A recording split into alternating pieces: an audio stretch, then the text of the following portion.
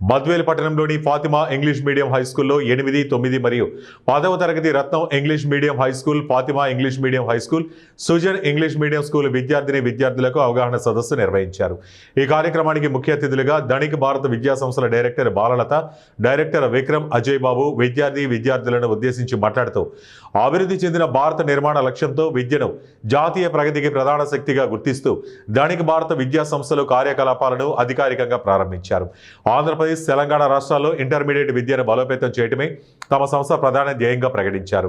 ధనిక్ భారత్ అంటే కేవలం ఆర్థిక సంపద కాదు, జ్ఞాన సమృద్ధి, సాంకేతిక నైపుణ్యం, విలువల ఆధారిత జీవనం, బలమైన సామాజిక వ్యవస్థలు మరియు బాధ్యతాయుత పౌరులుగా తీర్చిదిద్దడమే నిజమైన లక్ష్యమని స్పష్టం చేశారు.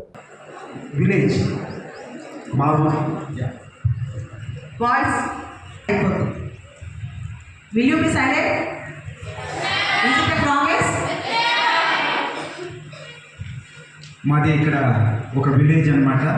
మేము చిన్నప్పుడు నేను చదువుకోవాలి అని అంటే మీలాగా ఇలాంటి స్కూల్స్ అయితే మా ఊళ్ళో లేవు.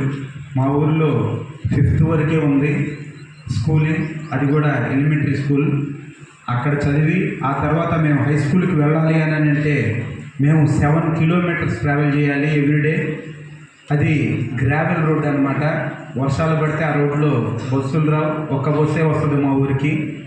ఆ వర్షం పడితే ఆ రోడ్లో బస్సు రాదు, వెహికల్స్ అంటే అప్పట్లో ఉండవు, సైకిల్ మీదే వెళ్ళాలి. సైకిల్ కూడా ఆ గ్రావెల్ రోడ్లో వెళ్ళేది కాదు.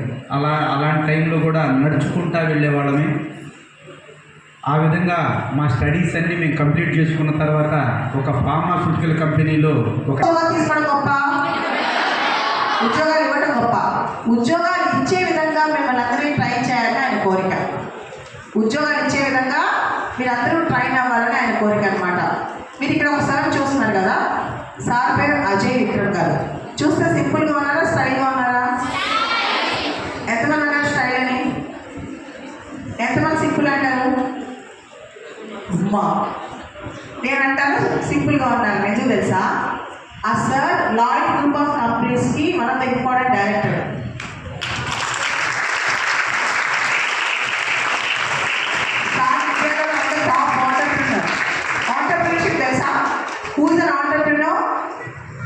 కానీ బద్వేల్కి నాకు పాటు రావాల్సిన అవసరం సరిపోయేది. నేను వస్తే సరిపోయింది.